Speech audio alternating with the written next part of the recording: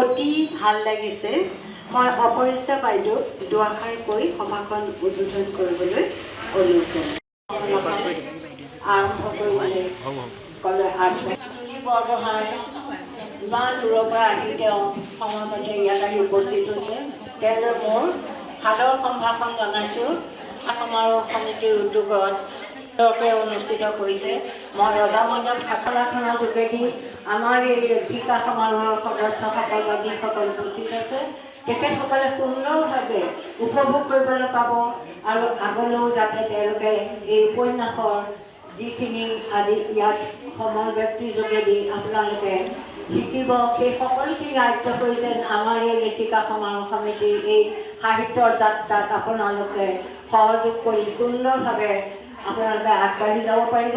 তাৰে মই কামনা কৰিলোঁ। ইয়াৰ আগতেও আমি 21 চনৰ কৰ্মশালা আমি অনলাইন যোগে পাতিছিলোঁ। তেতিয়া আমাৰ অনুৰাধা শৰ্মা পূজাৰীয়ে গুৱাহাটীৰ পৰাই আমাক হেৰি কৰিছিলে। আমি যোৰহাট জিলাৰ ফালৰ পৰা সেই উপন্যাস কৰ্মশালা পাতিছিলোঁ অনলাইন যোগে। আৰু আজি এই সকলোৱে উপস্থিতি যিসকল উপস্থিত আছে গতিকে আপোনালোকে খুব সুন্দৰভাৱে এইখিনি আয়ত্ব কৰিব পাৰিব বুলি মোৰ সম্পূৰ্ণ আশা আপোনাৰ ওচৰত কামনা কৰিছোঁ। আৰু এই বন্তি প্ৰজ্বলনে যেন আপোনালোকক সকলোৰে মংগল কৃতজ্ঞতাৰ ধন্যবাদ জনাইছোঁ। ভালে থাকক। আমাৰ মাজত বয়োজ্যেষ্ঠসকল পিছৰ অনুষ্ঠানলৈ আগবাঢ়িছোঁ। এতিয়া আছে বিশিষ্ট ব্যক্তিসকলৰ আসন গ্ৰহণ। মই প্ৰথমতেই আমাৰ যোৰহাট জিলা লেখিকা সমাৰোহ সমিতিৰ কাৰ্যকৰী সভানেত্ৰী আৰু এইবাৰ ৭০খন লেখিকা সমাৰোহ সমিতিৰ প্ৰধান সম্পাদিকা হিচাপে নিৰ্বাচিত হোৱা আমাৰ মাননীয় দীপালী গগৈ বৰুৱা বাইদেউক সভানেত্ৰীৰ আসন গ্ৰহণ কৰিবলৈ অনুৰোধ জনাইছোঁ। আৰু ৰজামধ্যম শাখাৰ সদস্য ৰুলি ফুকন বৰঠাকুৰক তেখেতক সম্ভাষণ জনাবলৈ অনুৰোধ কৰিছোঁ। নিৰ্মালী খাৰঘৰীয়া বাইদেউক মঞ্চত আসন গ্ৰহণ কৰিবলৈ অনুৰোধ কৰাইছোঁ।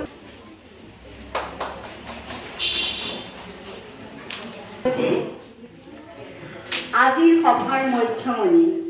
আমাৰ কাৰোবাৰ জীয়ৰী সদৃশ, কাৰোবাৰ বাইদেউ সদৃশ, কাৰোবাৰ ভনী সদৃশ অসমৰ জনপ্ৰিয় ঔপন্যাসিক জুৰি বৰা বৰগোহাঁই তেওঁক মঞ্চত আসন গ্ৰহণ কৰিবলৈ অনুৰোধ কৰিছোঁ।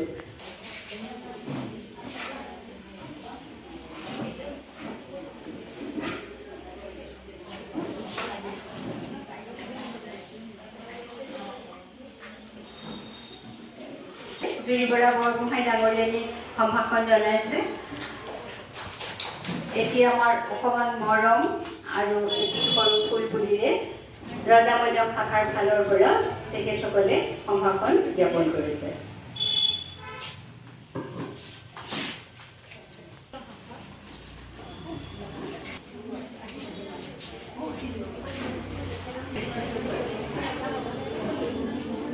সম্পাদিকা হিচাপে আমাৰ লেখিকাসকলে লিখি উলিওৱা এখন কিতাপ আমাৰ মৰমৰ ভনীগৰাকীক দিবলৈ বিচাৰিছোঁ।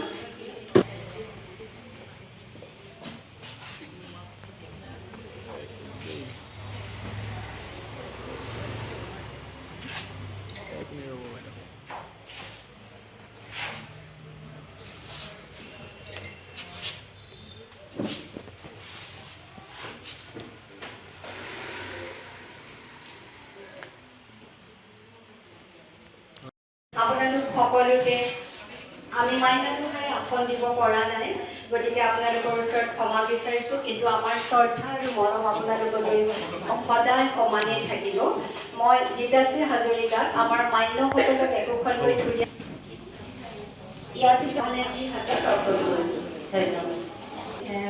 লেখিকা সমাৰোহ সমিতিৰ ফালৰ পৰা অকণমান মৰম যাচিব বিচাৰিছোঁ। এয়া আমাৰ সম্পাদিকা আৰু এটি গছপুলিৰে সম্ভাষণ জনাইছে আমাৰ সদস্য সহকাৰী সম্পাদিকা মমতা কাকতিয়ে। আপোনালোক সকলোটিলৈ মই প্ৰথমেই ওলগ আৰু শুভকামনা জনাইছোঁ আৰু আমাৰ অতি শ্ৰদ্ধাৰ যিসকল মহীয়সী ডক্টৰ শিলাবৰ ঠাকুৰ বাইদেউকে প্ৰমুখ কৰি যিসকলে এই সমিতি গঠিত কৰি আমাৰ যি শাখাসমূহ গঠন কৰি অসম লেখিকা সমাৰোহ সমিতিৰ অন্তৰ্ভুক্ত হ'ল সেই মহীয়সীসকলক প্ৰথমতে নমস্কাৰ। উল্লিখিত শ্ৰদ্ধাৰ আজিৰ উদ্বোধক বন্তি প্ৰজ্বালক অপৰাজিতা বৰভূটানী বাইদেউ, ৰজা মৈদাম শাখাৰ সভানেত্ৰী মহোদয়া আৰু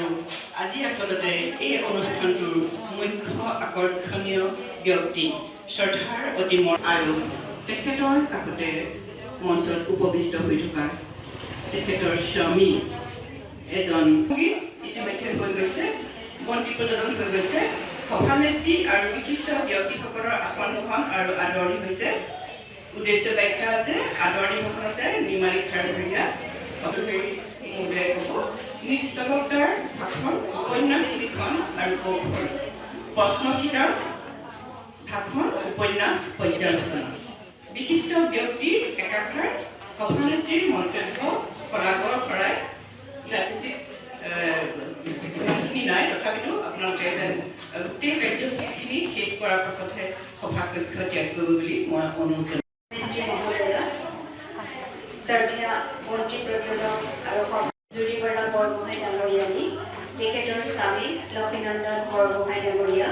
আৰু ৰজা মৈদাম শাখাৰ সভানেত্ৰী নিৰ্মালী খাৰঘৰীয়া মহোদয়া আৰু মোৰ সন্মুখত উপস্থিত থকা যোৰহাট জিলাৰ বিভিন্ন শাখাৰ সভানেত্ৰী সম্পাদিকাকে প্ৰমুখ কৰি সদস্যসকল, আৰু মই ভাবিছোঁ আমাৰ মাজলৈ এজন আৰু ছাত্ৰ আহিছে, যিটো মেডিকেলৰো অকণমান থিয়তি দিব নেকি? কিন্তু লিখাৰ লগত জড়িত হৈ থকা সকলৰ প্ৰতি আমাৰ বহুত মৰম আৰু শ্ৰদ্ধাও থাকে। গতিকে সকলোকে মই মাইলানুসাৰে শ্ৰদ্ধা, ভক্তি আৰু প্ৰীতি সম্ভাষণ জনাইছোঁ। আচলতে উপন্যাসটো কি সেইবোৰ আমি আগতে নাজানো, কিন্তু উপন্যাস পঢ়িবলৈ আমাক সৰুতে দিয়া নাছিল। তিনিজন ককাই দেউতাক টিচাৰ আছিল, গতিকে উপন্যাস পঢ়িবলৈ নিদিছিলে। ক্লাছ 9 কিমান যে মন যায় উপন্যাস পঢ়িবলৈ। তাৰপিছত প্ৰথম যিখন উপন্যাস সেইখন মই মনে মনে লুকাই লুকাই পঢ়িছিলোঁ, পৰ্জিতৰা। আৰু কি হৈছিল, ৰাতি পুৱাই গৈছিল, 4টা বাজিছিল। তেতিয়া হাত লেম্প, মই আঁঠুৱাৰ তলত হাত লেম্প লৈ লুকাই চুকৈ কন্যাচলীয়ে উপন্যাস পঢ়িবলৈ আৰম্ভ কৰিছিলোঁ। এতিয়া সেইবোৰ মনত পৰিলে আচৰিত লাগে। লাহে লাহে আমি সাহিত্য জগতখনলৈ সোমালোঁ, সেইটো হ'লেও আমাৰ ইমান বেছি এইবিলাকৰ প্ৰতি আমাৰ জ্ঞান নাই। উপন্যাস আচলতে আমি সহজভাৱে ভাবোঁ যে মানৱ জীৱনৰ কোনো এক পৰিৱৰ্তভাৱে লেখকৰ নিজা দৃষ্টিভংগী, নিজা শব্দশৈলীৰে অংকন কৰা এটা কাহিনী, যিটো কাহিনী গদ্যত লিখিব লাগিব, যিটো কাহিনী চুটিগল্পতকৈ দীঘল হ'ব, আৰু যিটো কাহিনী সেই সময়ৰ সমাজ সংস্কৃতিৰ বিষয়েও অংকন কৰা হ'ব। আচলতে আমাৰ যিটো নভেলা, ইটালীয় শব্দৰ পৰা ইংৰাজী শব্দৰ নভেলটো আহিছিলে, আৰু আপোনালোকে সকলোৱেই জানে যে 19 শতিকাৰ শেষৰ ফালে পদ্মনাথ বৰগোহাঁইদেৱে যিখন প্ৰথম অসমীয়া উপন্যাস ভানুমতী লিখি উলিয়াইছিলে। সকলোৱে জানে সেয়া ভানুমতী লিখাৰ যি পটভূমি, লাহৰী লিখাৰ যি পটভূমি, কলিকতাত সেই সময়ত অসমীয়া ভাষাৰ যিসকল সাধকে ভাবিছিল অসমীয়া ভাষাৰ উপন্যাসে অসমীয়া সাহিত্যত যি ধাৰা বোৱাই আহিছে, এতিয়া বৰ্তমান আধুনিক ধাৰা অকণমান বেলেগ হৈছে। আমি আগতে উপন্যাস বুলিলে এটা প্ৰেম কাহিনী লাগিবই, এনেকুৱা ধৰণৰ আমাৰ ভাৱ আছিল। এতিয়া কিন্তু বহুতখিনি সলনি হৈছে। গতিকে মই আৰু এটা মন কৰিলোঁ যে মই এই যোৱা 15 বছৰে যোৰহাট জিলা লেখিকা সমাৰোহ সমিতিৰ লগত, যোৰহাট শাখাৰ লগত জড়িত হৈ থাকি মই দেখিলোঁ যে যোৰহাটৰ বৌদ্ধিক সমাজখনৰ আমাৰ অগ্ৰণী মহিলাসকলে প্ৰজ্ঞাৰ সাধনা কৰিছে। তেখেতসকলে বহুত কিতাপ লিখিছে। মই নিজেই, আপোনালোকে জানে, মই নিজেই 26 গৰাকী লেখিকাৰ 27খন, কিন্তু মই দেখিলোঁ যে তাৰ মাজত উপন্যাস কম। তাৰে আমাৰ ৰশ্মিৰ আছিল, দীপাঞ্জলীৰ আছিল আৰু এগৰাকী অকণমান নতুন ছোৱালী, আমাৰেই কোনোবা এগৰাকীৰ জীয়ৰী। আমি উপন্যাসৰ এখন কৰ্মশালা পাতোঁ আৰু বহুতখিনি আমাৰ কনিষ্ঠ হেৰিয়ে কৰিও সদস্যাই যাতে আমি ইয়াৰ কিছুমান কথা জানিব পাৰোঁ। মাতিছোঁ আমাৰ জীয়ৰী সতী, আমাৰ ভনী সতী জুৰি বৰা বৰগোহাঁই। তেওঁৰ লগত আমি মুকলি হ'ব পাৰিম, তেওঁক আমি সকলোবোৰ কথা মুকলিকৈ সুধিব পাৰিম। এসময়ত ডিব্ৰুগড় বিশ্ববিদ্যালয়ৰ নন্দিনীৰে আৰম্ভ কৰি নেত্ৰী, সিহঁত, নাংফা আদি বিভিন্ন উপন্যাসেৰে নতুন প্ৰজন্মৰ মাজতো বহুত জনপ্ৰিয় হৈ পৰা, বিভিন্ন বঁটা বাহন জিকিবলৈ সক্ষম হোৱা আমি জুৰি বৰা বৰগোহাঁইক আজি যে আমাৰ মাজত পাইছোঁ, সেয়া আমাৰ কাৰণে সৌভাগ্যৰ কথা। গতিকে আমাৰ উদ্দেশ্যও এইটোৱেই যে আমি আজি তেখেতৰ পৰা উপন্যাসৰ লিখন বা কৌশল আমি শিকিম। আমি তেওঁৰ পিছে পিছে সকলোৱে একোখনকৈ লিখিমনে? আমি আজি লিখিম বুলি আমি ল'ব লাগিব। গতিকে মোৰ উদ্দেশ্য ব্যাখ্যাও ইমানেই। শাখা লেখিকা সমাৰোহ সমিতি সৌজন্যত অনুষ্ঠিত হোৱা এই আৰু উপন্যাস কৰ্মশালালৈ মই যোৰহাট জিলা লেখিকা সমাৰোহ সমিতিৰ তৰফৰ পৰা সকলোকে আন্তৰিকতাৰে অভিনন্দন জনাইছোঁ যে আপোনালোকে সৃষ্টিশীল পথাৰখনত সজোৰেৰে নিজৰ আন্তৰিকতাৰে খোজ থৈছে। আমাৰ কাৰণে আজি এটা অতি শুভ দিন বুলি এইকাৰণেই মই ক'ব খুজিছোঁ যে আমি যোৰহাট জিলা লেখিকা সমাৰোহ সমিতিৰ অতিথি হিচাপে এগৰাকী বিশিষ্ট লেখিকাক পাইছোঁ, বা আমিনো কিয় তেখেতক আমন্ত্ৰণ জনাই আনিছোঁ, বা আমাৰ সম্পাদিকাৰো ইয়াৰ ভিতৰত অন্তৰ্নিহিত কি উদ্দেশ্য আছে। প্ৰথমতে দুআষাৰ কোৱাৰ মতে আমি লেখিকা বুলি আত্মপ্ৰকাশ কৰিবলৈ যোৱাৰ আগতে এটা কথা আমি ভাবিব লাগিব। মই জুৰিবেদত ব্যক্তিগতভাৱে এগৰাকী খুব অনুৰাগী পাঠিকা, সেই কথাটোৰ কাৰণে আপোনালোকক ক'বলৈ মোৰ সহজ হৈছে যাতে আত্মপ্ৰকাশ কৰিব পাৰোঁ। হয়তো খুব ভাবিবলৈ ভাল যে আমি অন্ততঃ কেতিয়াও নালাগে কিন্তু কি কৰিম, আমাৰ বহুতে এনেকুৱা আছে লিখি আছোঁ কিবা এটা, তাৰ এটা আমি আমন্ত্ৰণ কৰি অনাৰ মুখ্য উদ্দেশ্য এটা যে লেখিকাও আমি সফল হিচাপ হ'ব পাৰোঁ। দ্বিতীয়টো কাৰণ থাকে, আপোনালোকে বাইদেউৰ যিমানখিনি উপন্যাস বা গল্প বিভিন্ন আলোচনী প্ৰকাশ পাইছে,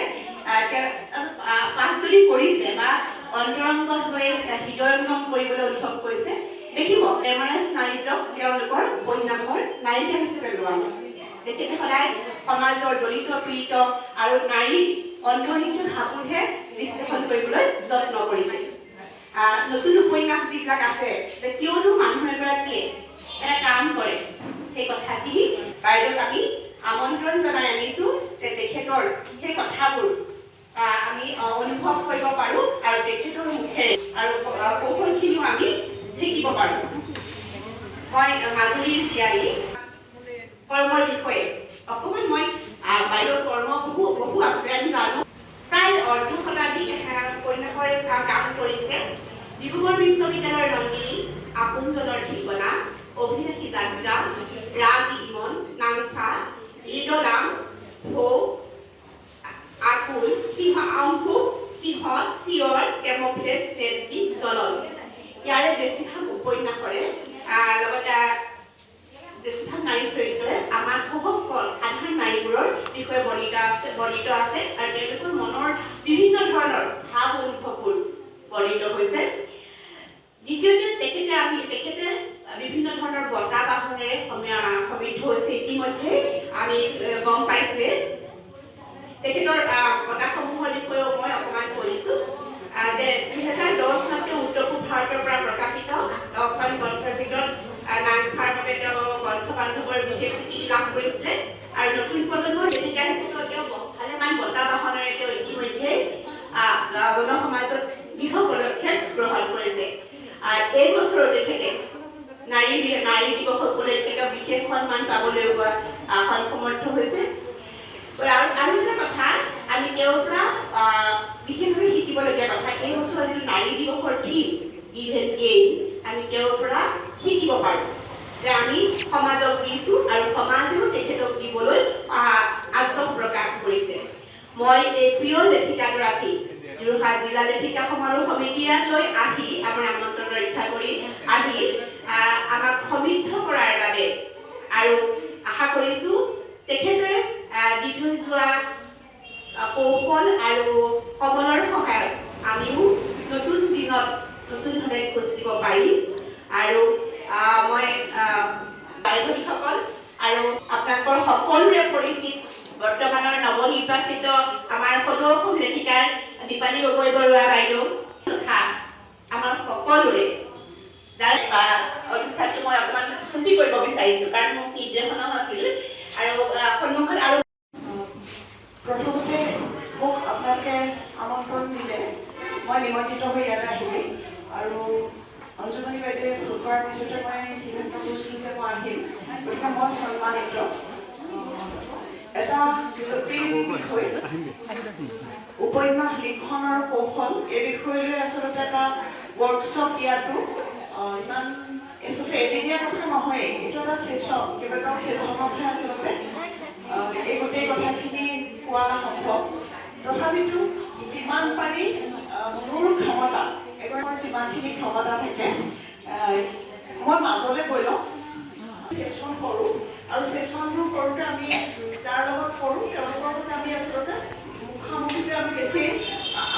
এটাচ ফিল কৰোঁ আৰু দ্বিতীয় কথা হ'ল কি ইমান এটা ডাঙৰ কাৰবাৰ সেই কাৰবাৰটো মই আপোনালোকৰ সন্মুখত খুব কম সেইটো কাৰণে মই দুটা অনুৰোধ কৰিম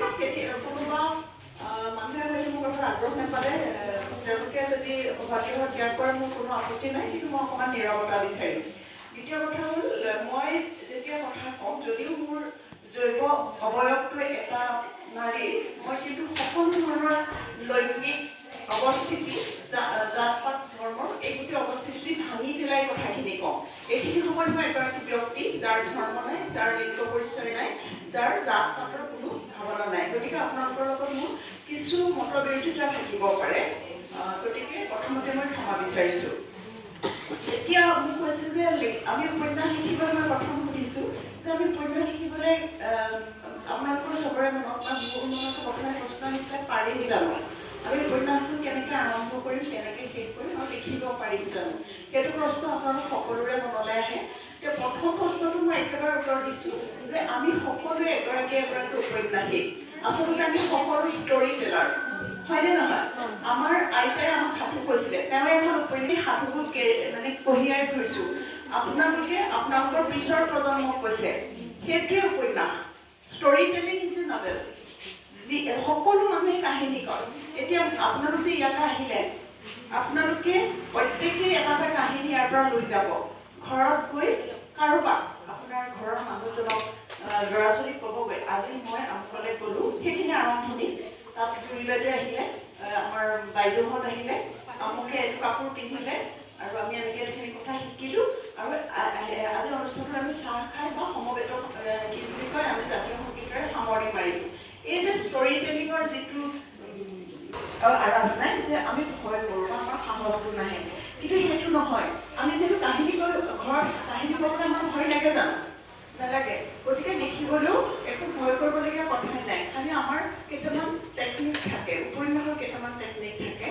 উপন্যাসৰ টেকনিকটোৰ বস্তুটো এনেকুৱা প্ৰথম কথা হ'ল এটা কাহিনী লাগে সেইটোতো আপোনালোক সকলোৱে জানে যে উপন্যাসখন কাহিনী এটা আৰম্ভণি আৰু শেষ হয় এতিয়া আকৌ এটা নতুন কথা আহি গ'ল আপোনালোকে বহুতে নব্যপনিবেশিকতাৰ লগত কি হৈছে উপন্যাস এখনৰ কাহিনীটো এটা ভাঙি পেলোৱা হৈছে এতিয়া কোনো উপন্যাসৰ কাহিনী বুলি কথা নাথাকে যিখিনি ক'ব বিচাৰিছে সেইখিনিয়ে ক'ব এতিয়া উপন্যাস লিখিবলৈ আৰু ভাল হ'ল আগতে উপন্যাসবিলাকত এটা আতুল কাহিনী আছিলে প্ৰেমৰ কাহিনীয়ে হওক যুদ্ধৰ কাহিনীয়ে হওক পিতৃ মাতৃৰ দায়বছৰৰ কাহিনীয়ে হওক সন্তানৰ কিবা এটা বিচ্ছেদৰ কাহিনীয়ে হওক কিন্তু এতিয়া নিয়মকানুনীয়ে সেইবিলাকত উপন্যাসখন এটা কাহিনী পত্ৰ লাগিব এনেকুৱা ধৰণৰ কোনো কথাও নাই সেইবিলাকো এতিয়া ভাঙি থাকি গৈছে সাহিত্যৰ নতুন নতুন ধাৰা আৰম্ভ হৈছে গতিকে এই ধাৰাবোৰে উপন্যাসৰ কাহিনীবিলাক এতিয়া ভাঙি পেলাইছে এতিয়া কথাটো হ'ল কি লেখকজনে কি ক'ব খোজে উপন্যাসৰ মাধ্যমেৰে কি ক'ব খোজে আমি সেই উত্তৰাধুনিকতাবাদলৈ নাযাওঁ আমি পৰম্পৰাগত উপন্যাসৰ বিষয়ে এতিয়া আমি পাতি থাকিম তেতিয়া প্ৰথমতে আমাৰ এটা কাহিনী থাকিলে যে কাহিনীটো ক'বৰ কাৰণে এজন লেখক লাগিব কাহিনীটো কোনে ক'ব প্ৰথম কথা হ'ল লেখকজনেই ক'ব কিন্তু লেখকজনে নিজেই ক'বনে বেলেগ চৰিত্ৰৰ যোগেদি ক'ব মই বুলি যেতিয়া আৰম্ভ কৰিম মই আজি ৰজা মৈদামৰ সভাখনলৈ আহিছিলোঁ মোৰ যদি উপন্যাসখনৰ প্ৰথম বাক্যটো সেইটো হয় তেতিয়াহ'লে সেই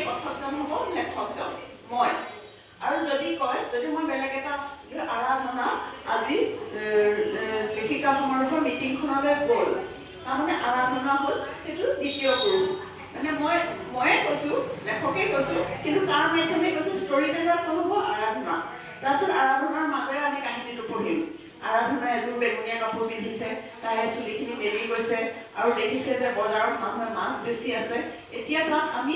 পাঠকে লেখকৰ মাধ্যমেৰে নাচায়, আৰাধনাৰ মাজেৰে চাব। এতিয়া লেখকজনৰ কাম হ'ল, উপন্যাসিকগৰাকীৰ কাম হ'ল আৰাধনাক কেনেকৈ আমি সৃষ্টি কৰিম। আৰাধনা কেনেকুৱা? যদি এগৰাকী তেওঁ খুব প্ৰান্তীয় নাৰী, একেবাৰে নিম্নবৰ্গৰ নাৰী, তেতিয়াহ'লে আৰাধনাৰ গোটেই বেশভূষাটো উপন্যাসৰ এটা গুৰুত্বপূৰ্ণ বিষয় হৈ পৰে। হীৰাৰ মাতফুলি পিন্ধি আৰাধনাই মাছ নেবেচে। ডাঙৰ গাড়ী এখনত উঠি আৰাধনাই শাক পাচলি বজাৰত নবহে। ইটা ভাটালৈ যোৱা মানুহজনী এখন চিফনৰ শাৰী নিপিন্ধে। গতিকে আমি সেইটোক আমি ফিজিকেল অৱয়ব, শাৰীৰিক এটা আমি কাল্পনিক এটা অৱয়ব আনি ল'ম সন্মুখলৈ। আমি তেতিয়া কি কৰিম? আমি প্ৰান্তীয় নাৰী, আমি যেতিয়া বাগিচালৈ যাওঁ, আমি যেতিয়া গাঁৱৰ প্ৰান্তৰলৈ যাওঁ, আমি যেতিয়া বহুত দূৰণিৰ দুখীয়া দৰিদ্ৰ মানুহখিনি যিখিনি কষ্ট কৰি থকা মানুহ, তেওঁলোকৰ সাজ পোছাক এটা আমি কল্পনা কৰি লওঁ আৰু দেখিম যে তেওঁলোকৰ সাজ পোছাকৰ যি সাধাৰণত্ব, সেইখিনি আমি উপন্যাসলৈ উতলিয়াই দিম। আৰু সেই গোটেই বস্তুটো আমি লিখোঁতে আমি এইটো কল্পনা কৰিম যে যেতিয়া মই সেই কেৰেক্টাৰটোৰ কথা কল্পনা কৰিম, মোৰ সন্মুখত আহি যাব লাগিব। মই যেনিবা ক'লোঁ যে মোৰ চৰিত্ৰটো আৰাধনা এইখন বাগিচাত কাম কৰে, গতিকে এটা মাক খুলি ৰূপৰ এযোৰ পায়েল আহিব পাৰে, কেতিয়াবা আহে, আৰু এখন অকণমান ৰঙীন শাৰী, অকণমান চুটিকৈ পিন্ধিব, চুলিখিনি অকণমান আমাৰ নিচিনা চিল্কি নহয়, বা আমাৰ গাঁৱৰ বোৱাৰী এজনীৰ কথা কওঁ, মেখেলা চাদৰ এযোৰ, ব্লাউজটো অকণমান ঢিলা, খোপাটো অকণমান ঢিলা, আৰু কাণফুলিটো সেইটো খুব বেছি সুন্দৰ হয়তো সস্তীয়া। এইবোৰ খুব সৰু সৰু কথা, কিন্তু উপন্যাস এখনৰ কাৰণে বহুত ডাঙৰ কথা। তাই এতিয়া খোজকাঢ়ি গৈ আছে কাহিনীটো ক'বলৈ, তাই এজন বোৱাৰীজনীয়ে পথাৰলৈ গৈছে। এতিয়া পথাৰৰ ৰাস্তাটো কল্পনাটো সেই তেনেকৈ ধৰণেই হ'ব। আমিতো লিখিব নোৱাৰিম যে পিচ দিয়া ৰাস্তাৰে পথাৰলৈ গৈছে, তাই কি কৈ যাব, আলিত পথাৰৰ বকিয়াই দি যাব বা পথাৰৰ আলিয়েদি যাব। আৰু আলিয়েদি যাওঁতে তেওঁ খোজকাঢ়ি যাওঁতে কি কৰিব, মেখেলাটো সামান্য দাঙি ল'ব। গতিকে সেইটো আৰ্য নাৰী হওক, আৰ্যভিন্ন নাৰী হওক, জাতি নাৰীয়ে হওক বা আমাৰ জনজাতি নাৰী হওক, তেওঁলোকৰ সাজ পোছাকৰ লগত সেই খোজকঢ়াৰ যিটো মই একেবাৰে সাধাৰণকৈ কৈ আছোঁ, সেইবোৰ সৰু সৰু কথা। আৰু তাৰপিছতে আহে উপন্যাসৰ যিটো কাহিনীটো ক'বলৈ আমি দুটা ব্যৱস্থা, কেইবাটাও আছে, তাত আমি দুটা গুৰুত্বপূৰ্ণ দিওঁ যে কাহিনীটো আমি কৈ দিম, লেখিকাগৰাকীয়ে একদম পূৰা কৈ দিব যে তেওঁ আৰাধনা পথাৰলৈ গ'ল, মানুহজনক লগ পালে, মানুহজনৰ লগত এইখিনি কথা পাতিলে, এনেকুৱা তেনেকুৱা হ'ল, হৈ পেলাই কাহিনীটো শেষ হ'ল। সেইটো আমি তেনেকৈ কৈ দিব পাৰোঁ। দ্বিতীয় এটা কথা হ'ল আমি কথোপকথনৰ মাজেৰে ক'ব পাৰোঁ। কাহিনীটো আগবঢ়াই দিবৰ কাৰণে আমি কথোপকথন ব্যৱহাৰ কৰিব পাৰোঁ। আৰাধনাই লগ পোৱা মানুহজন ৰামক লগ পালে, ৰামে কল ঠেকাৰি এটা মাৰি সুধিলে, তই এতিয়া এইটো অসমত পথাৰলৈ কেলৈ আহিবি? যে তাই ক'ব যে এইটো ঘটনা হ'ল। তেতিয়া আমি দুয়োজনৰ কথোপকথনৰ মাজেৰে কাহিনীটো আগবঢ়াই লৈ যাব পাৰোঁ। আৰু সেই দেখাত একদম সাধাৰণ কথা, আৰু এনেকৈ গৈ পেলাই কাহিনী এটা গৈ থাকিব। কিন্তু কোনো উপন্যাসে অনাদি অনন্ত নহয়, উপন্যাসৰ এটা শেষ থাকে। গতিকে উপন্যাসখন লিখিবলৈ লওঁতেই আমি তাৰ আগতেই সিদ্ধান্ত ল'ম যে আমি কাহিনীটো ক'ত শেষ কৰিম। আমিতো আৰু আৰাধনা আৰু ৰামৰ মাজত অনাদি অনন্ত কথা পতাব নোৱাৰোঁ। গতিকে এটা সময় আহিব যে কাহিনীটোৱে পৰিসমাপ্তি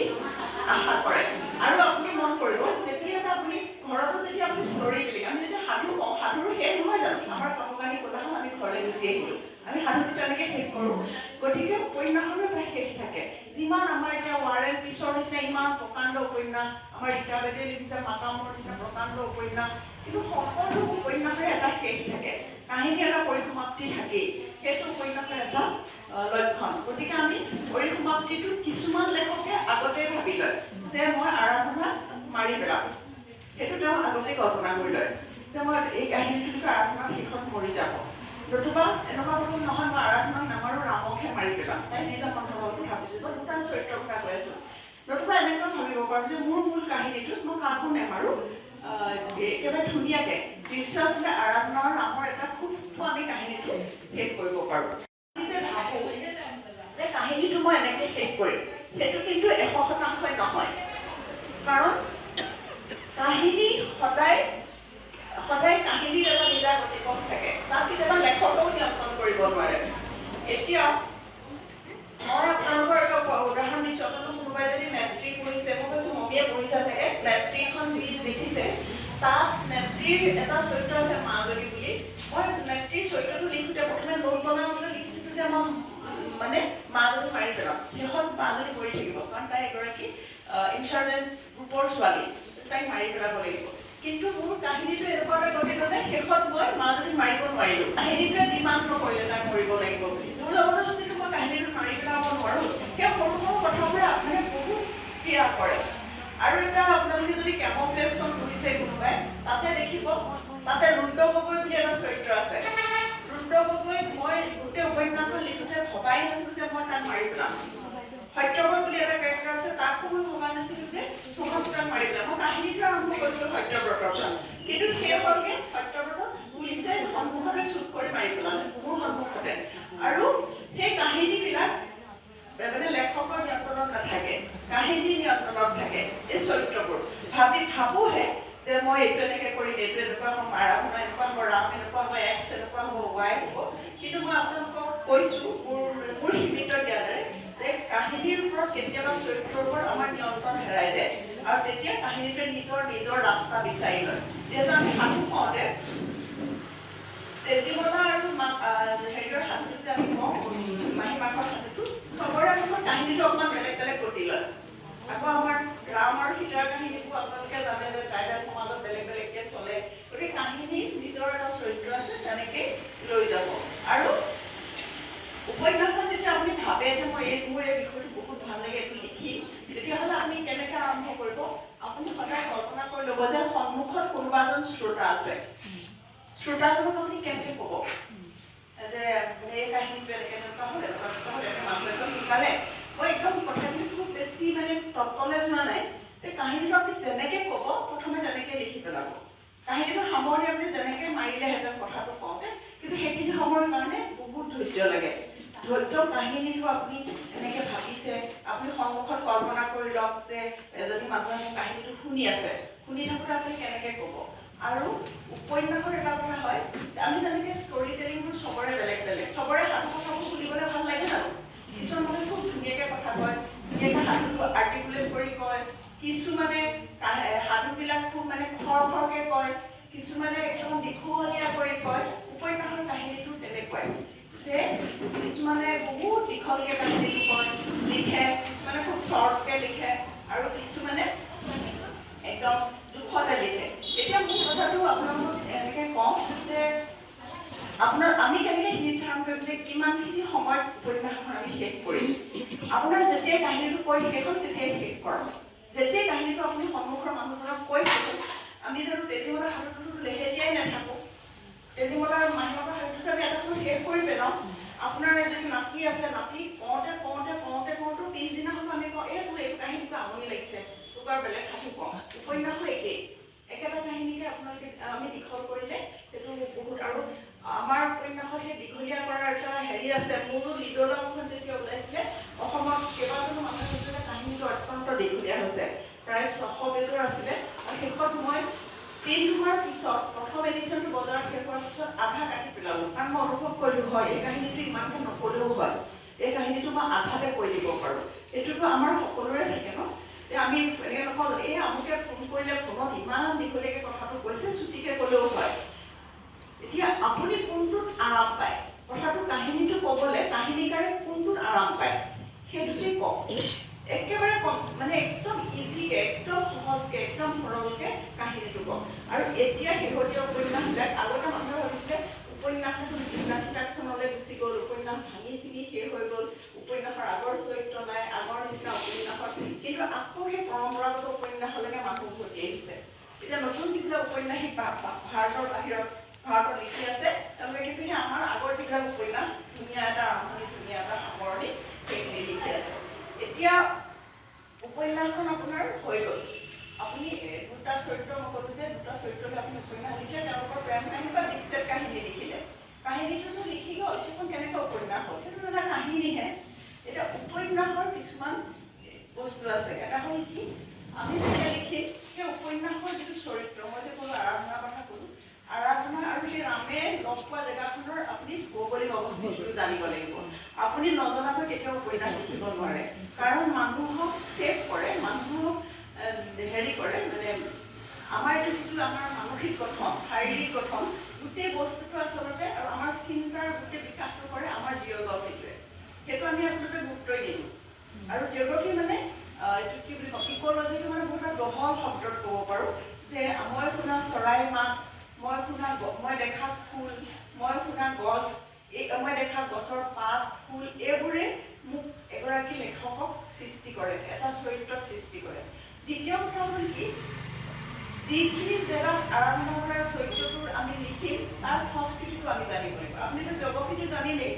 জনাৰ লগে সংস্কৃতিটো এতিয়া মই যদি মাজুলীৰ ছোৱালী এজনী যদি কথা লিখোঁ আৰু তাইৰ মুখত যদি তিৱা গান এটা দি দিওঁ সেইটো কেতিয়াও নিমিলে কাৰণ মাজুলীত তিৱা মানুহ নায়েই গতিকে মই হয় মিচিং মানুহৰ দিব লাগিব নহয় মানে সত্ৰৰ বৰগীত বা কিবা এটা দিব লাগিব সেই বস্তুটোহে তাৰ সেই চৰিত্ৰটোৰ লগত খাপ খাব যদি মই যোৰহাটৰ কৰোঁ তেতিয়াহ'লে আমি দেৱী পূজাৰ কিবা এটা দিব লাগিব ইয়াততো সেই বস্তুটো বহুত প্ৰায়ৰিটি আছিল এটা সময়ত দেৱী পূজা মন্ত্ৰ বা এনেকুৱা ধৰণৰ কিছুমান কথা ইয়ালৈ আনিব লাগিব গতিকে তেতিয়াহে সেই চৰিত্ৰটো সাংস্কৃতিকভাৱে সি এনৰিচ হ'ব সমৃদ্ধিশালী হ'ব আমি জিঅ'গ্ৰাফিটো ক'লোঁ তাৰপিছত জিঅ'গ্ৰাফিটোৰ লগত সেই নদ নদী পুখুৰী এইবোৰো সোমাই যায় আপুনি চাবচোন যেতিয়া আমি অমিতাভ ঘোষ বা অনিতা বেচাৰ নিচিনা কিছুমান ভাৰতৰ পৰা বাহিৰত কিন্তু তেওঁলোকৰ ভাৰতৰ ইতিহাসটো ইমান জানে আমি আচৰিত হৈ যাওঁ তেওঁলোক বহুত দিন আগতে ভাৰত এৰি গ'ল কিন্তু তেওঁলোকে ভাৰতৰ ইতিহাস জন্মতে জানে তেওঁলোকে আমাৰ ডেম'গ্ৰাফি জিঅ'গ্ৰাফি কি নাজানে মানে আৰু তেওঁলোকে জানে অসমৰ এজন লেখক আছে মোৰ খুব প্ৰিয় ধ্ৰুৱজ্যোতি বৰা ছাৰ আৰু ৰূপা বাইদেউ আৰু ধ্ৰুৱজ্যোতি বৰা আছে বহুত উপন্যাসিক তেওঁলোক দুগৰাকী সেই বস্তুটো মোৰ বহুত ভাল লাগে ধ্ৰুৱজ্যোতি বৰা ছাৰৰ ইতিহাস ইমান বেছি সমৃদ্ধ তেওঁ যেতিয়া কথা ৰত্নাকৰ লিখিছে অৰ্থ লিখিছে তাৰ মানে জিঅ'গ্ৰাফিটো বেকগ্ৰাউণ্ডৰ যিটো ইতিহাস মানে চৰিত্ৰটো কওঁতে তেওঁ ইতিহাস এটাও লৈ আহিছে আৰু উপন্যাসক আমি কওঁ এখন উপন্যাস ফিকশ্যন কিন্তু উপন্যাস এখন ফিকশ্যন নহয় এইটো হ'ল ইতিহাস আজি যে মই নেত্ৰী লিখি থৈছোঁ মই নাজানো এখন উপন্যাস হিচাপে সফল হয় নহয় সেইটো বহুত বছৰ পিছতহে ঠিক হ'ব কিন্তু তাত মই যিটো ইতিহাস লিখি গ'লোঁ যিটো মই মাজুলীৰ ইতিহাস লিখিলোঁ উত্তৰ-পূবৰ ইতিহাস লিখিলোঁ সি কিন্তু বহুত বছৰ পিছত এটা ইতিহাস হ'ব আৰু সমাজখনৰ যিটো সাংস্কৃতিক আৰু ভৌগোলিক যিটো মানে অৱস্থা সেইটো উপন্যাসে প্ৰতিনিধিত্ব কৰে গতিকে উপন্যাস এখন জানিবলৈ হ'লে আমি ইতিহাস জানিবই লাগিব সেইটো এটা কথা তৃতীয় কথাটো হ'ল আমাৰ ভাষাটো মানে প্ৰত্যেক জেগাৰে মানে আমাৰ এটা কথিত কলকাল থাকে ন আমাৰ মাজুলী মানুহ ইয়াতো মই এতিয়া বাইদেউ এগৰাকীক লগ পালোঁ আৰু আপুনি জলি বাইদেউতো লেখক হিচাপে এতিয়া নাম কৈছে আপুনিওতো জানিব যে মাজুলীৰ এটা সুৰ আছে টিউন আছে অকণমান মানে লেহেতীয়াকৈ কথাটো কয় কিন্তু আমিতো এতিয়া লেহেতীয়াকৈতো আমি আনিব নোৱাৰোঁ ন উপন্যাসত গতিকে তাৰ যিটো ভিতৰৰ এটা ভাৱ এটা আছে মানে লেহেতীয়াকৈ কি কয় কাৰণ মাজুলী মানুহবোৰে মৰম চেনেহত থাকে সেই মৰম চেনেহটো আমাৰ কাৰণে যিকেইটা শব্দ ব্যৱহাৰ কৰে আয়ো দেৱী ইছৰাম ল'ৰাটো ইমান কষ্ট পাইছে এনেকুৱা ধৰণৰ এই সৰু সৰু কিছুমান মৰমবাচক শব্দ যেতিয়া কথোপকথনলৈ আহি যাব তেতিয়া মানুহে গম পাব এই কেৰেক্টাৰকেইটা মাজুলীত কথা পাতিছে কিন্তু যেতিয়া সেইকেইটা কথা কাষ পথাৰত পাতিব তেতিয়া তেওঁলোকে খুব চুটিকৈ কয় আমি এতিয়া মাজুলী মানুহে ক'ব বহুত দিনৰ পিছত দেখিলে ক'ব তোমাৰ ভালনে এনেকৈ দেখিলে ক'ব কিন্তু কাষ পথাৰৰ মানুহজনে ক'ব বাওনা বাওকে আছে না এনেকৈ বুজিব গতিকে সেই বাওনা বুলি সোধা আপোনাৰ কেমফ্লেজত মই সেই শব্দখিনি ব্যৱহাৰ কৰিছোঁ ন কাষ পথাৰ ইটোৱে এইটো কৈছে ভাতখিনি বাওনা ভাতখিনি ভালনে আৰু মাজুলীত ক'ব এটা বগা ভাতকেইটা যে এনেকৈ এৰিলি এইকেইটা ভালে আছেনে ইমান দীঘলীয়া হৈ যায় কিন্তু কাষ পথাৰ বা আপোনাৰ চাবুৱাৰ যিবিলাক আমাৰ বতৰ কমিউনিটিৰ মানুহ ভাতখিনি বাওনা ক'লে আৰু ইমানেই আৰু সেই গ'লেও নামে এনেকৈ ক'ব তেওঁলোকৰ মৰম চেনেহৰ অভাৱ নহয় কিন্তু তেওঁলোকৰ কথিত এটা ষ্টাইল এনেকৈ হ'ব এতিয়া আপুনি কাষ পথাৰ ফালে গ'লে ৰটো উচ্চাৰণ নকৰে সেই শিৱসাগৰ ফালে অকণমান ঘৰটো উচ্চাৰণ হ'ব ন যে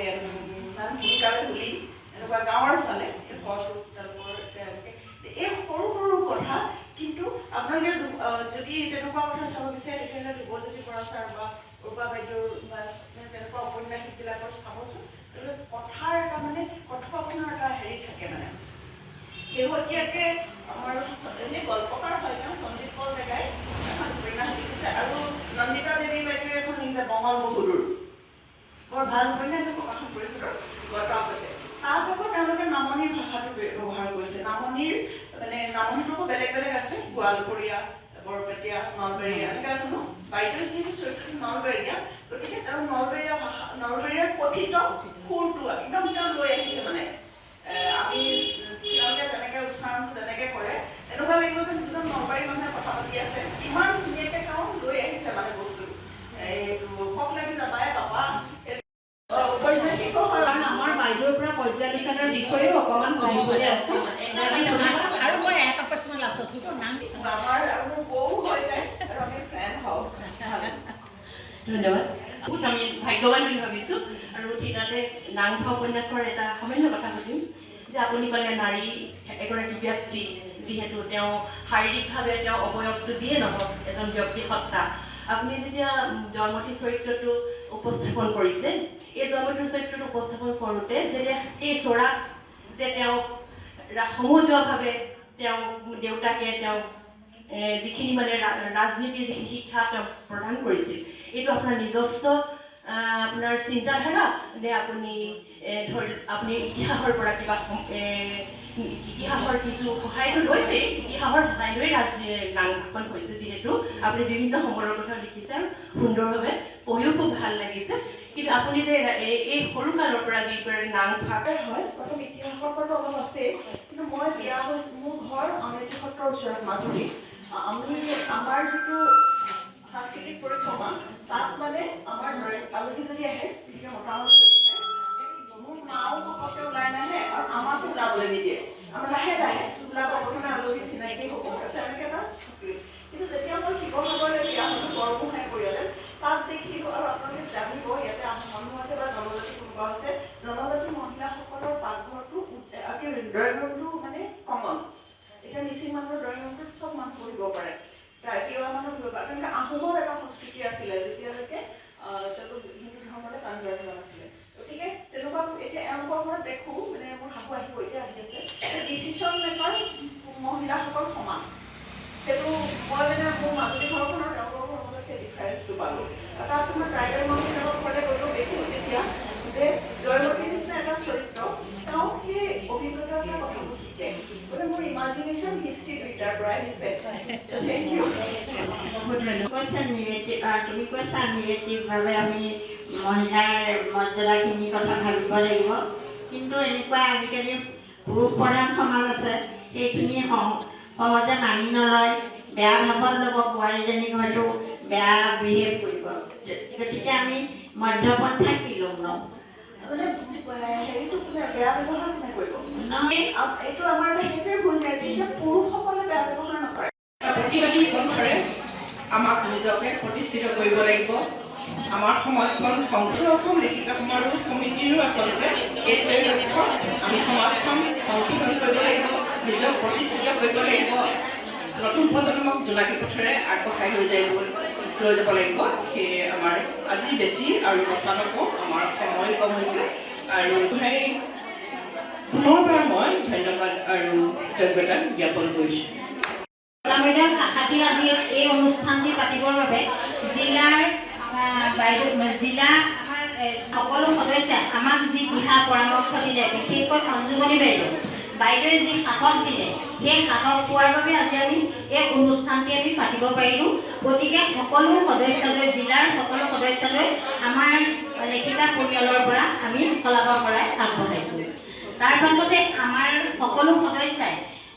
বহু কষ্ট কৰি আহি লাগি দিছেহি আৰু আমাৰ যিগৰাকী বৌয়েও বহু কষ্ট কৰি আজি অনুষ্ঠানটো আমাৰ পাতিবলৈ বুলি বহুতখিনি আমাৰ কষ্ট কৰা হৈছে গতিকে আমাৰো সকলো সদস্যলৈ আমি আমাৰ পৰিয়ালৰ ফালৰ পৰা শলাগৰ পৰাই আগবঢ়াইছোঁ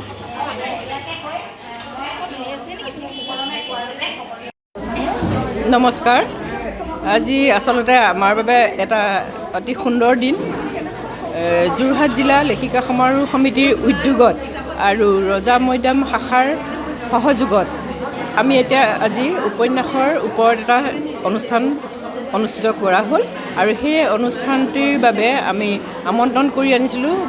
বিশিষ্ট ঔপন্যাসিক বিশিষ্ট লেখিকা জুৰি বৰা বৰগোহাঁই তেখেতে উপন্যাসৰ লিখন আৰু কৌশলৰ ওপৰত এটা সুন্দৰ বক্তৃতা দিলে আৰু সেই বক্তৃতাৰ আমাৰ সমূহ সদস্যসকলে উপকৃত হৈছে বুলি ভাবোঁ আৰু বিশেষকৈ আজিকালি আমাৰ মহিলাসকলে লেখাৰ ক্ষেত্ৰখনত ইমান দূৰ আগবাঢ়ি আহিছে, কিন্তু তেখেতসকলে উপন্যাস লিখিবলৈ সদায় সংকোচ কৰে।